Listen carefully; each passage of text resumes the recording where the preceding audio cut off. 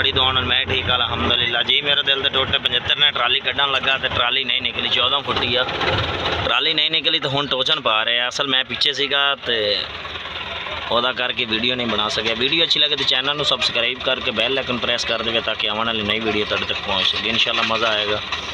देख सकते हैं 75 ने टोए मारे पे, लेकिन ट्राली पटनी बड़ी औखी हलन बनी पई है।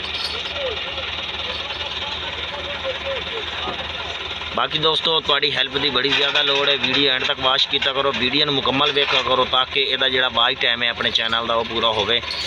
चैनल अपना जोड़ा मोनेटाइज होने के करीब आ तो कोशिश करिए आप मोनेटाइज करवाइए। थोड़ी मुहब्बत थोड़े तावन जोड़ा वो मेरे ना हमेशा रहा वा।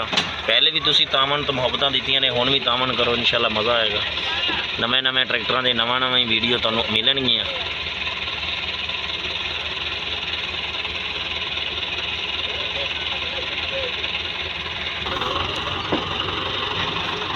जी दोस्तों जोर लगता पाया।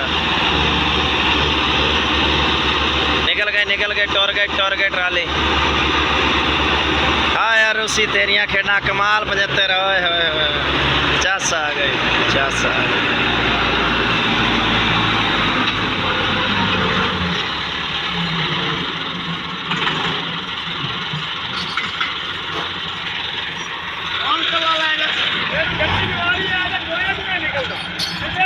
पचहत्तर ट्रैक्टर जरा मेरी समझ नहीं आमदा पिया, मेरी समझ 75 नहीं आमदा।